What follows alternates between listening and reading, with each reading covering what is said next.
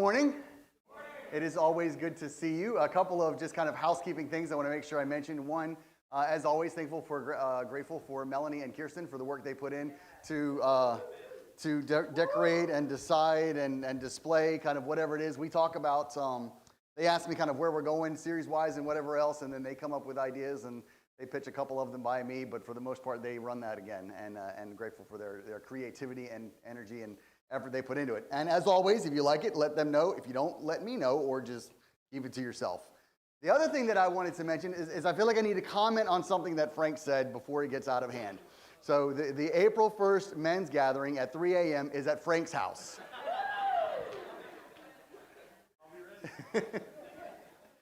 Anyway, I am glad that you're here this morning as we kick off a brand new series, Miraculous. If you've been around here for longer than a year, then you know one of the things that I like to do is I like to spend the Lent season focusing on Jesus. So this is the 7th year that we have done this. And so we're going to do this again for the next 6 weeks. And the idea behind Jesus is that there always seems to be enough to talk about. Like it's kind of a never-ending story to talk about Jesus and the things that he does. And so we're going to spend the next 6 weeks kind of specifically looking at some of the miracles that Jesus performed with other people. This kind of came out of a kind of reading that I had about a year or so ago, looking at how people reacted to Jesus when they interacted with him. So that's kind of where we're going from that, but it's looking at the miracles that Jesus performed, the people that he came in contact with, and then what those miracles mean for us. Because it wasn't just something for them, and then it's like, oh, that's a great story, and we move on from it. There's something we should get from it as well. But there are a couple of dates that I kind of want to give you as we're going to go through this series, just to kind of make sure that you kind of pay attention to or kind of save the date, kind of things like that. So a couple of the dates is this. So on March 30th, which is the 4th week of this series, March 30th, Sunday morning, we're going to have a special speaker, someone who's a Messianic Jew is going to be here with us that morning to share with us Jesus in the Passover. And that's been something we've been talking about for a couple of years, trying to get someone to come and do it. And so we're grateful for this gentleman's going to come in, and actually he's going to come and kind of help us with worship that day as well. I'm going to work that out with Jason and whatever else, and all that will kind of go on there. But you look forward to that on March 30th, and he's going to lead us through communion the way that Jesus would have done it with his disciples that night. So looking forward to that. Then on April 18th is Good Friday. That'll be Friday service here on site and online, 6:30 p.m.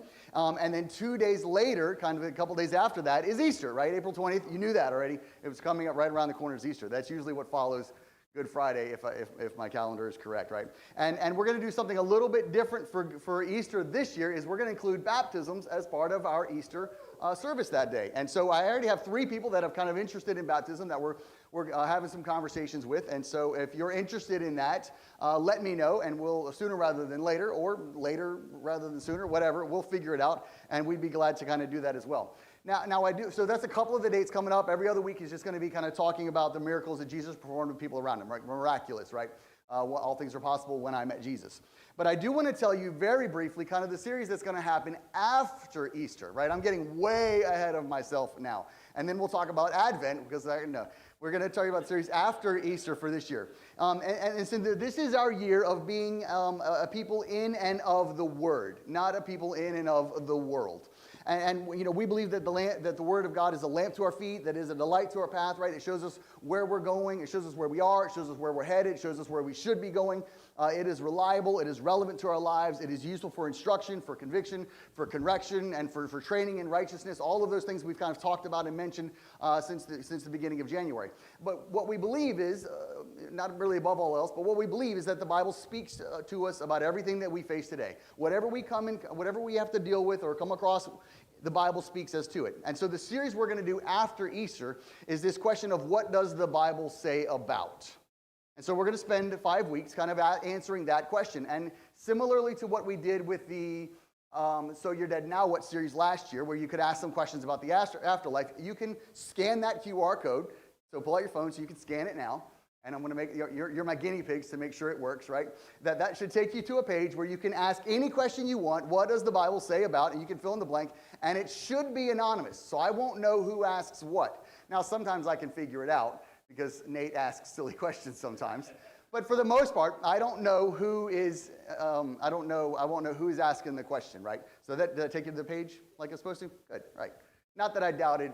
Pastor Macy made the QR code. Not that I doubted the QR code, but I doubted my ability to transfer it over. But anyway, and so I want you to scan that and spend, next 6 weeks kind of thinking about it. If you've got questions, every time you have a question, go back to it, send it in. If you have friends who have questions about the Bible that you don't know how to answer, send it to them and have them put it in. And we'll cover what we can through 4 weeks of the series. And the 5th week, we'll kind of rapid fire hit as many of them as we possibly can. And if there's stuff we can't get to, we'll kind of figure it out afterwards. So that's kind of the series after Easter, right? Does anybody got questions about that? You know where we're going? You know what's going on there?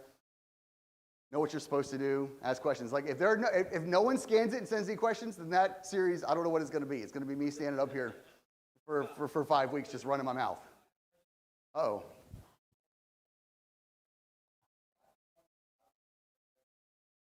Is that right? Yeah, no, it does not say right as many times as I have, but it does say it.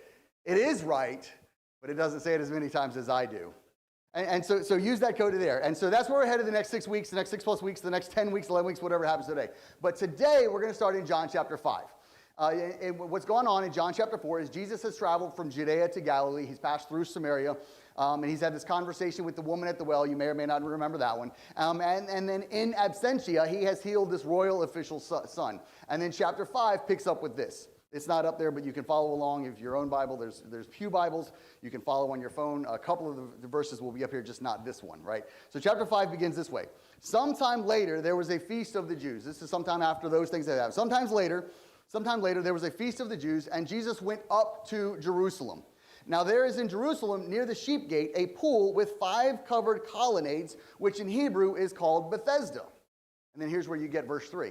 On these walkways lay a great number of the sick, the blind, the lame, and the paralyzed. Now, who's following along in their Bible? A couple of you are, right? So this is one of those places in the Bible, if you're following along and you're paying attention to the numbers, it might go 3, 5, right? And it's not because the people who wrote the Bible didn't know how to count. They didn't know that 4 comes first before you get to 5. But some of the versions, some of the translations you'll have will leave out the rest of 3 and then all of verse 4. Now, this is not the publishing company trying to take away from the Word of God. Like that gets, kind of passed around every couple of years, and here's what's going on. Zondervan or whoever else is we like to make fun of Zondervan. There's nothing wrong with Zondervan if that's what your Bible is. But it makes the rounds every couple of years, and it gets people riled up for no reason that they're taking away from the Word of God. But let me tell you what's really happening. It's not something nefarious. It's actually something that's really, really good. You see, as they continue to make archaeological discoveries and they find like older or more reliable manuscripts, they'll find there are verses and there are wordings that are not used in many of our, even though they're modern, they're earlier modern creations or translations of the Bible. And so what happens is they'll find, like it'll say this, they'll find these older versions and it doesn't have this.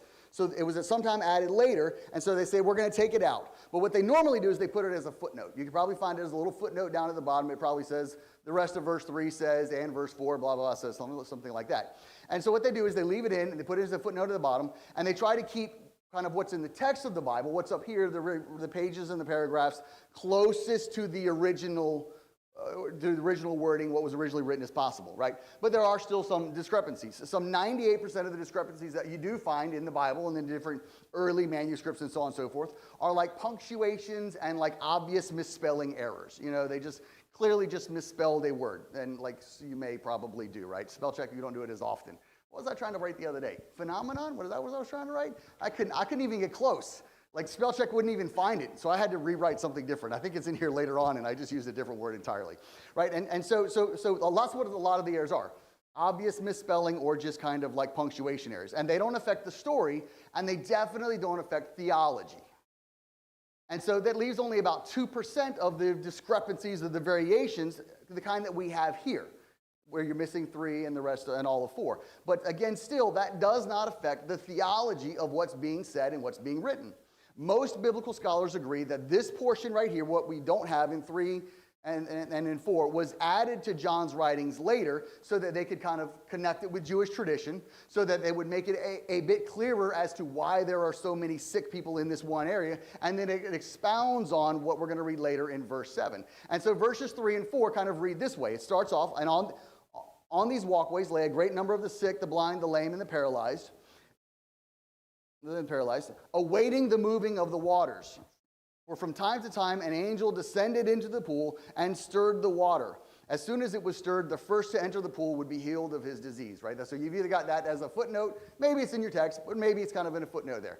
But the truth is, whatever's going on with this pool of Bethesda, we don't really know what it is. We don't know what it was used for. We don't really get a lot of explanation as to why there were so many sick people who came, and because they believed in the healing powers of the water. And it really just kind of leaves us with all of these questions, more so than it does answers. And a lot of time text is that way when we kind of read those portions in there. The idea, or questions you might have, well, how was it stirred? Like they thought an angel came down and stirred it somehow, and I don't know what they mean. Did the angel put his finger in and do this, or did he kick his toes? I don't know, whatever, kind of stirred the water up. It doesn't really say that. But here's one thing I think we can think about. It's possible that this is a spring of some sorts. And what do you see in springs? Like bubbles and stuff. So it will just naturally get stirred at times. Maybe it was a natural phenomenon. This is where it is. I figured out how to spell it. Phenomenon. So I figured it out in there, phenomenon. But were people actually healed at this pool? And it would seem that people were at some point. I mean, we do know that hot springs are kind of purported to have medicinal and kind of healing properties. And so it kind of leaves us with questions. And I'm not sure that we'll ever know if was this just folklore, or did God at one time do this once and then everyone else thought that it was just a thing that happened all the time. But regardless of kind of what it was, whatever it was, the people believed that this pool had healing powers. The paralyzed and the handicapped and the invalid and the people that are standing around there believe that it had healing powers. And so you can imagine the scene whenever the water stirred for whatever reason, whenever the water bubbled up, the spring came in, whatever else it happened to be. And then all of them, so many of them scrambling and kind of fighting and kind of trying to get towards the water first. Right? It's not this polite, okay, you were here before me, so you go ahead. The way we read it in a second, the man kind of alludes to that. It was not, okay, you were here, it's your turn, right? So you go ahead. It's like when the lights are out, and they're at a stoplight, and they're out, and no one on 422s knows how you're supposed to go, and everybody just goes whenever they want, right? It's that kind of a thing. And so they believed that this was a thing. And so this was supposed to be kind of a place of hope for them. But you can imagine the picture, and it's a place of despair, and it's a place of just disappointment over and over again. Especially for this one, right? John chapter 5, going back to the text, he picks up here. John chapter 5, verse 5 says this: one man there had been an invalid for 38 years. One of the guys, of all the people listing out, one of them there had been an invalid for 38 years. For 38 years, this guy had been laid there, been paralyzed, and unable to walk. And we tend to kind of gloss over passages like this. We kind of read beyond them and don't really think much about them. It's a familiar passage. It's kind of a familiar idea. But there's a lot that's really going on in that. Because we have to remember that during this time, there were no modern amenities for people like with disabilities like we have now. There was no ADA making sure that it was compliant and safe for them to be in. There was and this guy didn't even have friends or family. And so he didn't have any of the stuff that would have made life a little bit better. And he didn't have any of the friends and family that would have made it so he didn't feel so alone and helpless. So it's an entirely different time. But I think what's also significant about this is that we're not told this guy's name. We don't get a lot of people's names sometimes in Scripture. Sometimes we do, but there's a lot of times we don't get them. And he had one, for sure. Someone named him when he was born, whatever it happens to be. But I think sometimes we don't get those nameless people so that we can fit ourselves into the story a little better. It's a little easier for us to fit ourselves into it. It's a little easier for our names to be given in those places. Because then the reality is that this describes all of us. This man's condition, what's actually going on in his life, as will continue to unfold, what's actually going on in his life describes every single one of us. We hope for the best, right? This is where you can raise your hand and let me know that you do like to hope for the best, right? Okay, thank you. We hope for the best, but in so many ways, we are ultimately unable to help ourselves.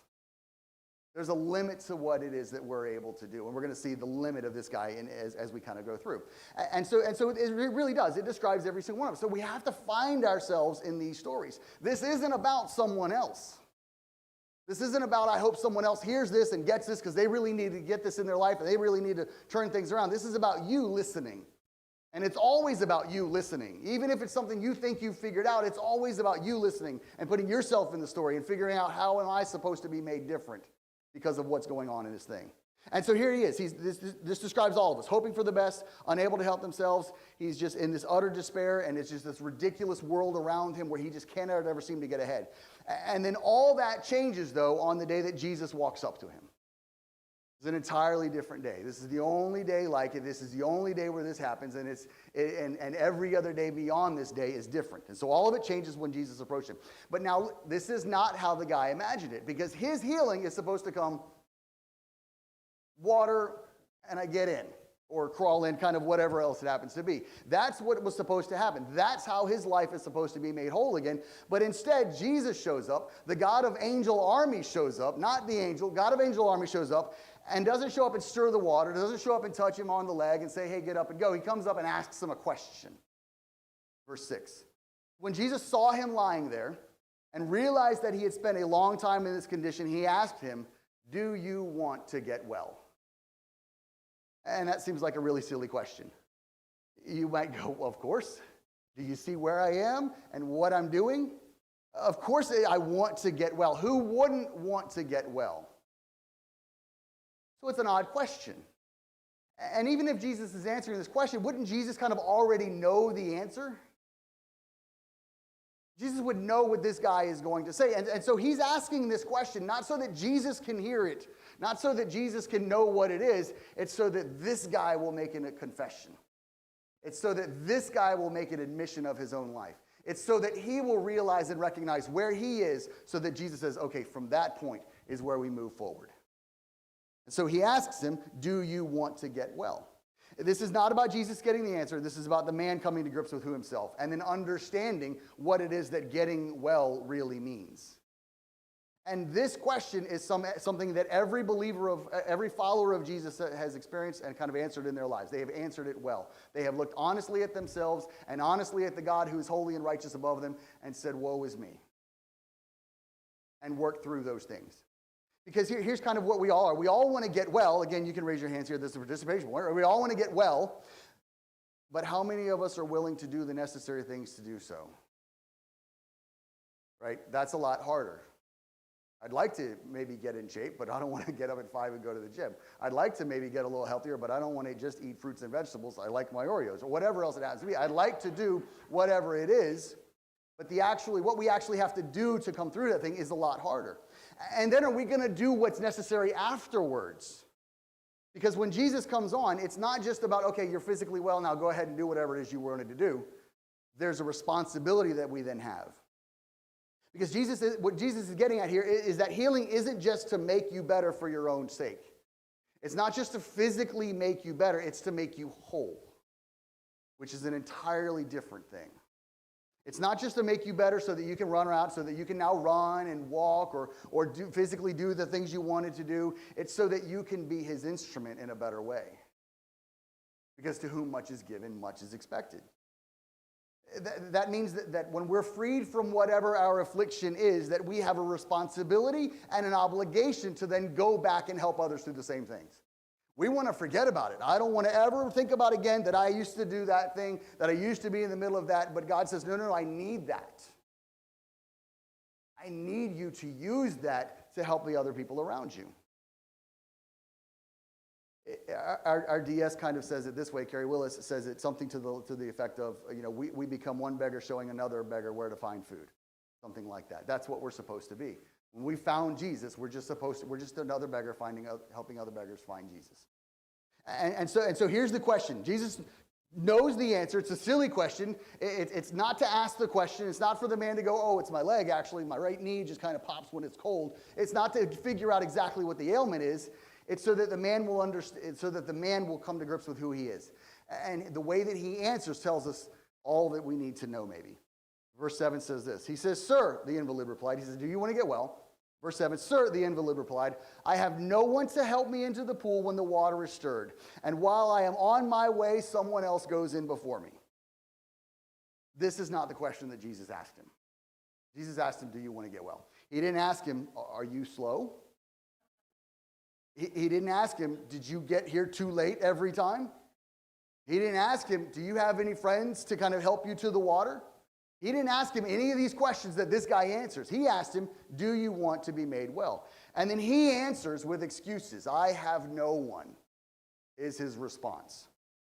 I have no one to help me into the water. Everybody is faster than me. Everybody gets around easier than me. They all push me out of the way, and because of that, I haven't had a fair chance in life, and I've been held back, and I've been kept down for 38 years. Right? That's how he answers. This woe is me, this Eeyore, everybody else is the problem. And I think part of this question where Jesus is asking this guy is to help him realize the lies that he's believed. Because he immediately says it's everybody else's fault. He believed that other people were the source of his pain and misery. He believed that he didn't have anyone to help him to get down to the water. He believed that in order to be healed, he had to be first. He had to be better than someone else in order to be healed. Man, that is a wrong way of thinking. Yeah, I got to be better than someone else so that I can be healed. He believed that I got to be faster than everybody else if I want to receive my healing. The truth is, this is all of us. We are really bad at figuring out and deciding and determining what is going to make us happy and what it is we really need in life. We're terrible at it. We are not good at it at all. We believe things like if I had more money, if I'd be happy. If I had a better job, I'd be happy. If I could find the one, I'd be happy. If my spouse would just do this, then I'd be happy. If I could make that club or that team or that organization, then I'd be happy. We have all of these things that we create. If I could just, then I would be. I can't because of. But what study after study shows is that every time you get to that point, what happens? Do you sit back and go, I made it? You go, no, now there's another summit. Now there's something else I need because now I'm miserable here. Now I got to go figure out how to get this thing. So it's this never-ending process, and we believe the lies that everyone says this is how it has to be done. So that's one of his problems. He believes the lies. I got to be better than everybody else in order to get my healing. But that is not his only problem. And I don't want to downplay this man's experience. He was definitely in a bad spot. He definitely had some physical limitations. He definitely didn't have anyone who was there to kind of help him get to the water in time. But here's what so often becomes the problem when we become like this. It's really easy to play the victim and blame others for your misfortune. When sometimes, maybe even most of the time, you've had something to do with the predicament that you're in. I don't want to move too far ahead here, but when Jesus speaks to this man later, he makes it clear that being an invalid for 38 years was in some way this man's fault. What Jesus kind of alludes to later, what he says to him. In some way, your 38 years of being paralyzed is your fault. That is not to say that everyone suffering from any infirmity is doing so because of their own doing. That is not to say that everything is because you've done something wrong. There are people on the ground who are there through no fault of their own. But there are also people on the ground because their bad decisions put them there. If you got a ticket, it's probably because you were doing 90 down 422. And the speed limit is 70. That's no one else's fault but yours. It's not really 70, I'm just kidding. Don't go 70 down there. I don't know no one's going to listen, but you all will. Not all suffering is the result of our decisions, but some of it certainly is. We need to recognize the part we play in the position we're in sometimes. Well, you have to know that some of our suffering is a direct result of the choices that we've made. Not anyone else's, not whatever else, not somebody else, not something imposed on me. A lot of them are the result of the decisions we made. Not always. Next week we'll look at one that's not. But that's next week. Miracles of Jesus, right? But this week, this is what's going on. This is what's going on in this man's life. Jesus is pointing to the fact that this guy is in this position because he has caused himself to be there.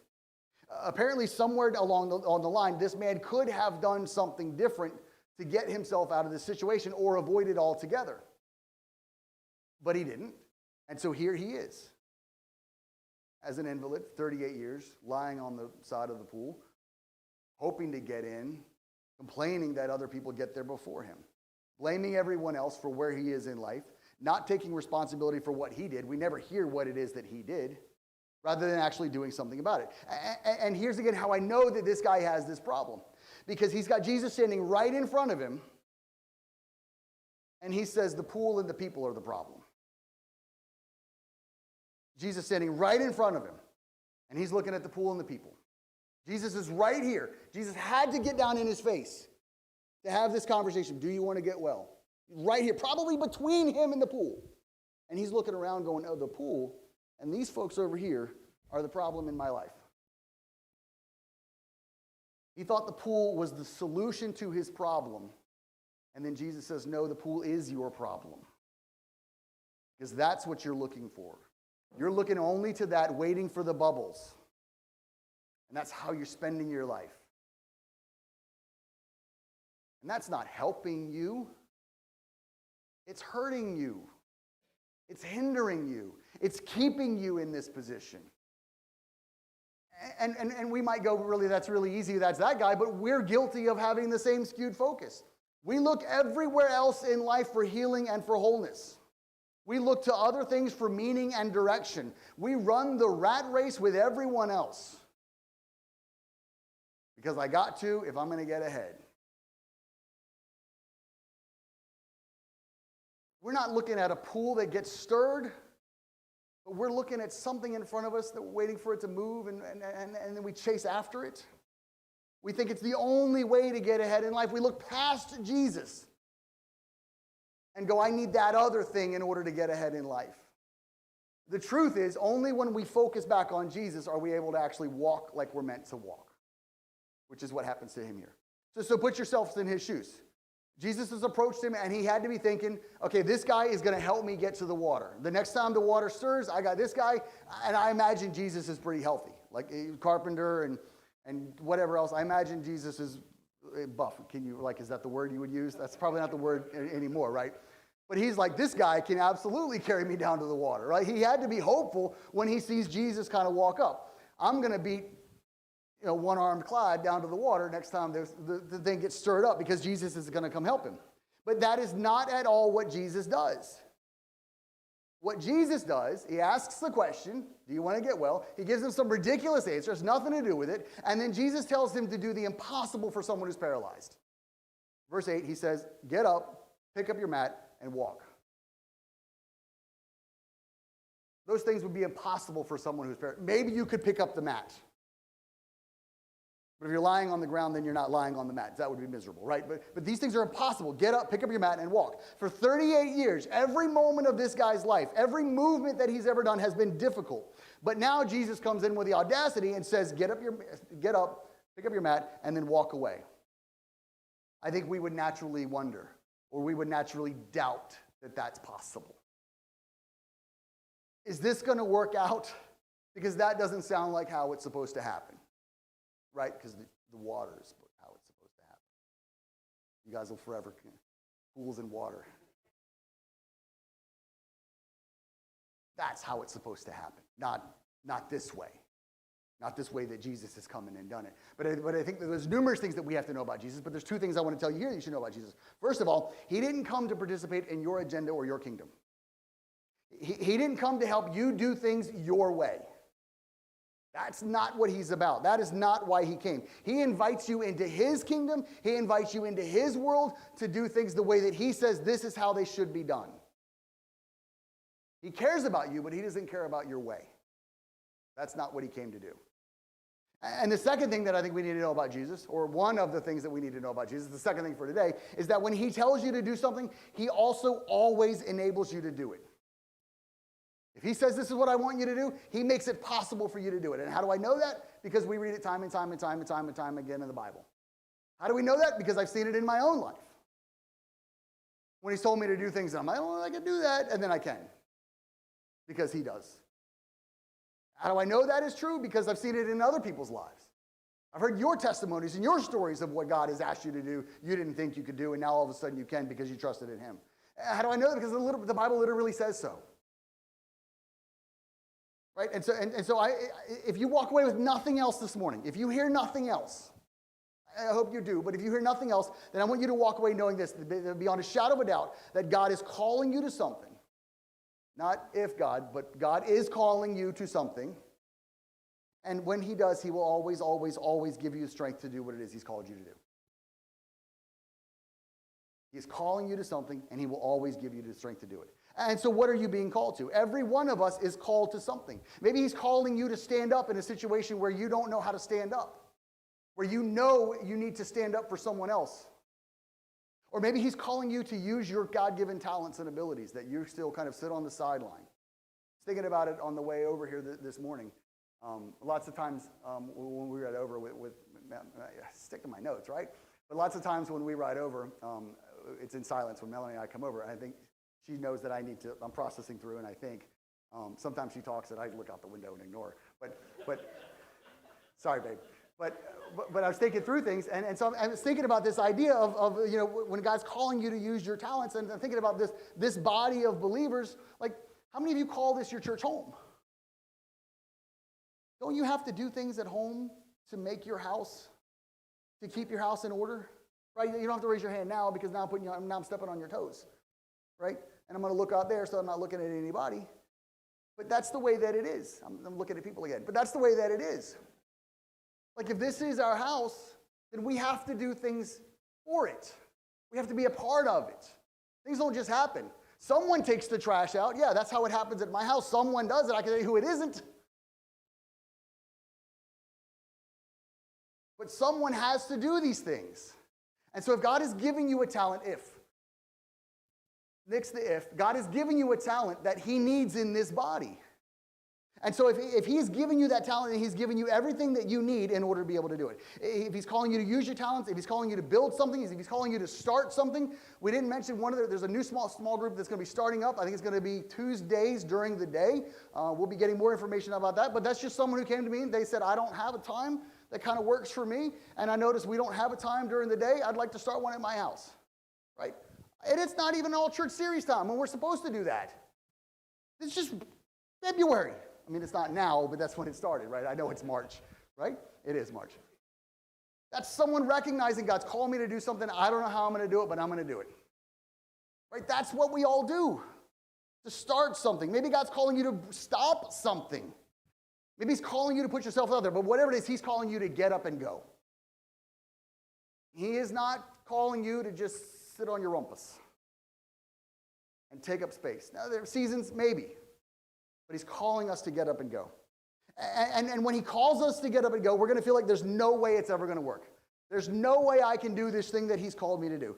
But it's only when you decide to move in faithful obedience that I think God enables you. And I think that's kind of what happens here. The text is worded, it makes it kind of sound like the man was healed as he began to move, which I think makes sense. The man is healed as he began to move. Would God empower you for something that you might or might not decide to do later? He's not going to give you the ability to do something and go, I want you to do this, and I'm going to give you the power. If you think about it later, I'd like you to do it. Like, that's not how he's working with us. I don't know that he's going to waste his time with you. I don't know that he's going to waste his time with you if you're not willing to do what he's asked you to do. Right? I think he wants obedience from us. So that's what's going on here. The way that it's worded, he's healed as he begins to move. I think the command comes, and then the power comes when you begin to live out that command. If you want to be made well, I can't. It's everybody else's fault. Get up, pick up your mat, and walk. And I think the way that it sounds is that as the man started to get up, that's when the power came. Not while he was laying there and then he felt like it, as he started to move, as he started to do the thing that he knew he could not do, then the power came in. And then verses 9 through 10 and then 11 through 13 we'll go through quickly because I know you're intentionally going to go through quickly because I want to get to verse 14. I think it's the meat of it. So 9 and 10, he says, immediately the man was made well. I underlined it so you get that. There's that whole idea of immediately, the way that it's kind of worded there, as he began to do his thing, right? And then he picked up his mat. I think that's key. And began to walk. And now this happened on the Sabbath day, so that the Jews said to the man who had been healed, this is the Sabbath, it's unlawful for you to carry your mat. And the fact that Jesus tells him to pick up his mat is significant. Because Jesus could have said, hey, get up, leave your mat, I don't want to cause any problems, just get up and go. That way I'm not going to have any issues with the Pharisees, nobody's going to really know what's going on, and then we'll be fine. But that's not what he does. He says, I want you to get up, and I want you to pick up your mat, and I want you to go. And I think what Jesus is doing this is because what happens next is your mind and your life is a testimony to me. If you're walking around with no mat, then people don't know what you came from. If you've got the mat under your hand, then people know people who walk around and skip don't normally carry a mat around. Yoga mats is a different thing now. They didn't do that then, right? So don't mix that in. But that's what he says. I want you to get up and I want you to pick up your mat. I want it to be known that you are different. I want people to see you and not be able to mistake, because that looks like the guy, but it's not. They're going to go, is that? It is. There's his mat. I recognize it. It's got his initials on the corner. I know who that is. Jesus is kind of letting him know that your life is a testimony to me, and it needs to be obvious that I have been in your life. That's what he tells him. Immediately picked up his mat. And on the Sabbath day, Jesus doesn't care. He's not concerned about the Pharisees' agenda. And then it says that he walked. It says that before the Sabbath, but he says that this indicates the new life that the guy has. He does something that he hasn't done in a long time, because Jesus came and interacted in his life. Verses 11 through 13 says this. But he answered, the man who made me well told me. They're asking, why did you pick up the mat? Why are you running around the mat Sabbath? You're not supposed to do that. He says, the man who made me well told me, pick up your mat and walk. So we can see that we still have some issues here. Because the first chance he blames somebody else. Why are you running around with your mat? It's not my fault. That guy over there told me I needed to pick up my mat, right? So he's not where he needs to be just yet. And that's where we all are. Not where we need to be just yet. There's still some things that need to be ironed out and wrinkled out in our lives and cleansed away. There's still work to be done. If you're still here, raise your hand if you're still here. Most of you. There's still work to be done. And that's what he's recognizing here. Why I think John adds this point in here. The man who told me, pick it up and go. That guy, still pointing fingers. Pick up your mat and walk. And they asked him, who is this man who told you to pick it up and walk? And they asked, but the man who was healed did not know who it was, for Jesus had slipped away while the whole crowd was there. Again, just misunderstood who it was that Jesus was and what he's going to do in his life. How many times do we bypass what Jesus wants to do in our lives, or what he's done in our lives, and we chalk it up to something else? And then here's the meat of it. Here's the meat of it, as I say on page 11. Here's the meat of it. Verse 14. It says, afterward, Jesus found the man at the temple. Afterward, Jesus found the man at the temple. We'll go to the rest of it in a second, but I think that's key. That's important. That's a good thing. Clearly, this guy being made well has impacted him not just physically. He's walking around carrying his mat, but it has impacted him spiritually. He's back in the house of God. He's recognized, he didn't know Jesus had done something, but he knew he'd been miraculously healed. He knew his healing came about not from this, but from someone talking to him. And then just doing it. And so Jesus finds him at the temple, which is a good thing. But remember, Jesus' goal is not just to make him healthy. It's not just to, hey, let's make sure them legs are good and that you can run around and hop and skip and jump and hit it with the little thing to make it whatever. Right? He's not testing his reflex. That's not what he's getting at. Just made well is not the end goal. Jesus says, see, you have been made well. Stop sinning. Or something worse may happen to you. There's where we get this idea that he had something to do with why he was in the position in the first place. But there's what Jesus says. You have been made well. I have touched you. You can do what you couldn't do. Now, and you're still pointing the finger, now stop sinning. I want this to go a step farther. It is not just for your physical health that I've come to interact in your life. It is for being cleansed from sin. And so Jesus warns him. He says, I have given you new life. And then he says, if you go back to the old ways, you're going to find yourself kind of back at the old places. That's what he's telling him. If something worse may happen to you. If you go back to the old things you used to do, you're going to find yourself back waiting for this again. Jesus would not, and so Jesus says, I want you to stop sinning. And Jesus would not give this command to him if it wasn't somehow possible for him. Jesus is not in the habit of telling you, I want you to do something that's impossible to be done. It might be impossible for you, but not impossible for his spirit in you, right? But he's not really game for just trying to trick you and make you look like a fool. I told him to do that. They'll never do it. That's not what he's doing. That's not how he interacts with us. That's not the type of love that he has for us. If he says stop sinning, then it's possible to stop sinning. We have to believe that. Jesus says it. We don't. And so much of what we read and believe has to be called into question. Jesus would not say this if it wasn't possible through his power. And so the same goes for us. Stop sinning is God's good plan for us, and because it is his command, he makes it possible for us to do it through the power of his Spirit living in our lives. So here's where we're going to finish. Jesus wants a similar miracle for you. He wants you up off the ground. He wants you freed from whatever you're mired and mucked in. He wants you freed from the sin that overwhelms you and beats you and fills you of shame and destroys you. He wants you to walk in the power of his command and his promise in your life. That's what he wants for you. Leave your hands down, but I want you to just internally raise your hand. How many of you like the mire and the muck and the shame that you're in? How many of you want to be freed? Well, I'd much rather be freed. I'd much rather be picked up. I'd much rather Jesus come to me and say, I want you to do something you've never done before. I want you to do something you couldn't do yourself. I want you to get up. Take what's held you back with you. Use it for what I need you to do later. And I want you to just walk in this new life. But it will never happen as long as you're looking at the pool.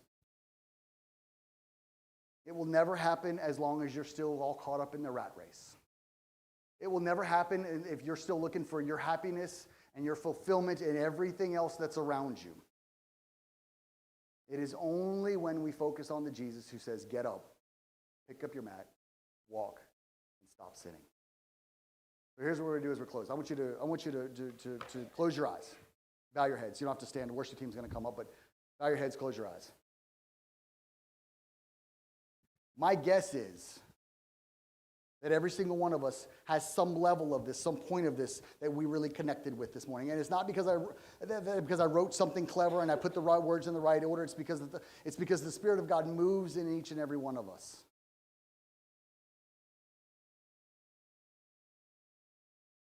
It doesn't just move in us. It compels us. And so my guess is there's a couple of us there that this morning that we're feeling something, that some aspect of this, some aspect of being stuck because of our own doing is really getting to us. Recognizing that we are in the predicament that we're in because of what we continue to do. This is where Jesus leans down and he asks us the question, do you really want to get well? The answer is not as easy as it sounds like it should be. Because it means we have to walk away from some things. It means we have to trust him in some areas that we'd rather not trust him in. It means we have to spend some bits of our lives not being fulfilled. Because we've been looking for the wrong kind. Do you want to get well? Is a very difficult question.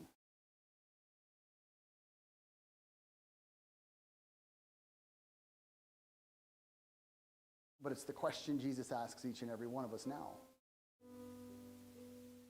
Do you want to get well? The emotional answer is yes, absolutely. I don't want to do this anymore. But then there has to be more to it than that. The healing is not just so that you're physically well and you can go back to doing the same things. The healing is so that you will pick up your mat and walk away in new life and stop sinning. That's why do you want to get well is such a difficult question to answer. Because it means whatever happens after I answer that question is either entirely different for what my life has ever been, or I'm going to choose to just continue to lay in the muck in the ground.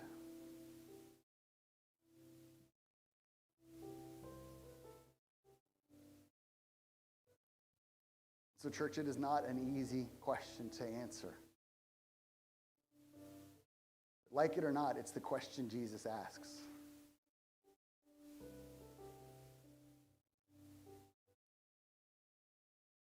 So in these closing moments, we'll allow for some awkward silence before they start to sing. But what is your answer to that question?